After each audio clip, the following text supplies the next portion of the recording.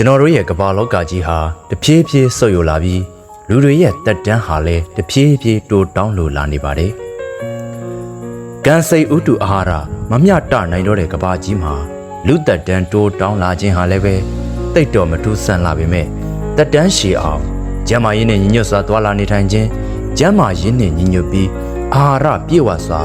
စားသုံးခြင်းတွေဟာကျွန်တော်တို့ရဲ့အသက်ကိုဆွဲဆန့်ထားနိုင်ပါတယ်။အသက်အရွယ်ကြီးရင်လာသည်နဲ့အမျှခါကိုင်းနာထိုင်ပြီးစိတ်သွားတိုင်းကိုမပါအဘက်ဘက်ကနေခန္ဓာကိုယ်အစိတ်ပိုင်းတွေဟာရှို့ယွင်းလာပါတော့တယ်။ဒါဟာအာဟာရရှုတ်တက်မှုကနေစတင်တာပဲဖြစ်ပါတယ်။ဒီအချက်တွေကိုသိရှိပြီးတဲ့အခါမှာကျွန်တော်တို့ဝမ်တွင်းမြို့နယ်ရန်ကန်လျှောက်တော်မြေမှာဒီကာယုကတက်ရှည်အဖိုးဘွားတွေအတွက်ဖြစ်ဆက်စွာ project ကြီးကိုစတင်ကောင်းတဲ့ပေါ်ဆောင်ရွက်နေလျက်ရှိပါတယ်။ဂျေဇုရှိခဲ့ဘူးသောတက်ရှည်အဘိုးအပွားတွေအတွက်တဖန်ပြန်လဲဂျေဇုပြုစောင့်ရှောက်သည့်အနေဖြင့်လစဉ်ဖြည့်ဆွတ်စာအာစီအာဟာရဒါနကုသိုလ်တော်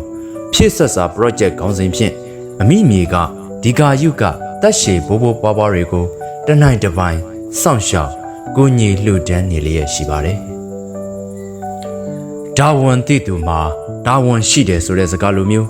ရန်ကန်လျှောက်တော်မြေအတွက်နှစ်ပေါင်းများစွာရရွာဤတိုးတက်ဖွံ့ဖြိုးရေးဤမြေမှာဖြစ်ထွန်းကြီးပြင်းလာအောင်မဲ့နောင်လာနောက်သားမျိုးဆက်တင်များအတွက်အတိုင်းအတာတစ်ခုအထိဘေးဆက်ကြိုးပမ်းခဲ့သောဘိုးဘွားဘွားတို့ဤဘဝနေဝင်အံ့ဆဲဆဲအချိန်လေးမှာမျိုးဆက်တဲ့လူငယ်မောင်မယ်များကအစဉ်ကျေးဇူးတစ္ဆာဆောင်တည်လျက်ပူဇော်ကြော့အလုတ်ကျွေးပြုဖို့ရာတာဝန်ရှိနေတာပဲဖြစ်ပါတယ်ဒီလောက်ရဟာလဲအဖိုးဘွားတို့ယင်မာဖရဏပီတိဂွမ်စီတိဆိုသလိုသူတို့ယင်မာအပြုံးမိုးများတစိမ့်စိမ့်စိတ်ဝင်ပြန့်နှံ့နေစေမှာပဲဖြစ်ပါတယ်သူတို့ရဲ့ဘဝစည်းစာအချိန်မှာသူတို့စောင့်ရှောက်ခဲ့မှုတဲ့လူငယ်မောင်မယ်တို့ရဲ့ပူဇော်ခြင်းကိုခံခဲ့ရတာပဲဖြစ်ပါတယ်ဇာရကဝတ္ထုတွင်ပြဆိုသောဖျားလောင်ဂေရရာကျင်းမင်းဇက်တော်လာမှတ်သားစရာစကားအရာကျွေးမြီဟောင်းကိုလဲဆက်ရ၏ကျွေးမြီတစ်ကိုလဲရှာရ၏အစင်လိုက်သောရွှေအိုးကြီးများကိုလည်းမြုပ်နှံရ၏လို့မှတ်သားပူပါတယ်။ဒါကြောင့်အိုမင်းမစွမ်းတော့သောအဘိုးဘွားတွေအတွက်အာဟာရဒါနဖြစ်ဆက်စွာလှူဒန်းခြင်းဟာလည်းပဲဖျားလောင်ဂေရရာကျင်းမင်းထုံနှလုံးမူရသောကျွေးမြီဟောင်းကိုဆက်ရကြသည့်အပြင်အစင်လိုက်သောရွှေအိုးများမြုပ်နှံနေတာနဲ့လည်းတူပါတယ်။ယနေ့ခေတ်ကမ္ဘာကြီးမှာအသက်ရှင်သန်ရတဲ့သူတွေအလုံးဟာနေစဉ်စားနေကြအစားအသောက်တွေဟာအာဟာရလုံလောက်စွာမရရှိနိုင်တော့တာကိုအထင်သာတွေ့ရပါတယ်။အထူးသဖြင့်ကလေးတငယ်နဲ့အဘိုးဘွားတွေမှာအာဟာရရှုတ်တက်မှုတွေပိုအဖြစ်များလာပါတယ်။ဒါကြောင့်ဖြစ်ဆွတ်စာ project စီမံကိန်းဟာနှစ်ရှည်လာများအစဉ်အဆက်လက်ဆင့်ကမ်းဆောင်ရွက်တင်သောအစီအစဉ်တစ်ခုပဲဖြစ်ပါတယ်။ယခုချိန်မှာအဖွဲ့ဝင်အင်အားနည်းနေသေးခြင်းကြောင့်အတိုင်းအတာတစ်ခုထိသာလှူဒန်းနိုင်ပါသေးတယ်။